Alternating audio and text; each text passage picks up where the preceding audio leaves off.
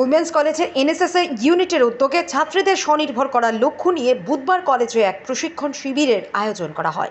মূলত ব্যবহারের অযোগ্য জিনিস দিয়ে কিভাবে বিভিন্ন জিনিস তৈরি করা যায় সে বিষয়ে প্রশিক্ষণ দেওয়া হয়। উক্ত প্রশিক্ষণ শিবিরে অংশগ্রহণ করে কলেজের ছাত্রীরা। বলবো, আমরা সব মেয়েরাই চাই স্বাবলম্বী হতে, তাই লেখাপড়ার পাশাপাশি আমাদের উইমেন্স কলেজের এনএসএস ইউনিট আমরা আজকে এই কর্মসূচিটা নিয়েছি যে মেয়েদেরকে বিভিন্ন ধরনের প্রশিক্ষণ আমরা দেব। এই প্রশিক্ষণের আওতায় আমরা নিয়ে এসেছি। বিশেষ করে মেয়েদের নিত্য প্রয়োজনীয় জিনিস হচ্ছে ব্লাউজ শেখানো।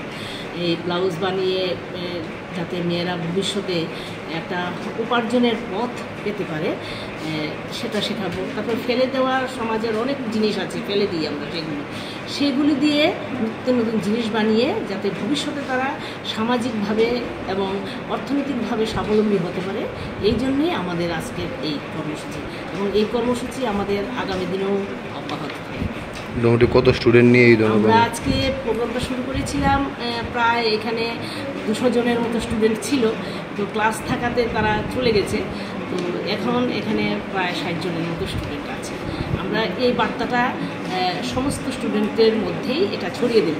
আজকে মূলত এনএসএসের ক্লাসে আমরা করছি প্রোগ্রামটা, কিন্তু আগামী দিনে এই প্রোগ্রামটা আমরা সারা কলেজের সমস্ত মেয়েদেরকে ইনভলভ করব। কে প্রশিক্ষণটা দিচ্ছে? আমাদের টিচাররাও আছে, আমাদের এক্স স্টুডেন্টরাও আছে। আমাদের এই প্রশিক্ষণের টিচার আর কি, আমাদের টিচাররাও আছে, স্টুডেন্টরাও আছে। আপনার পরিচয়টা?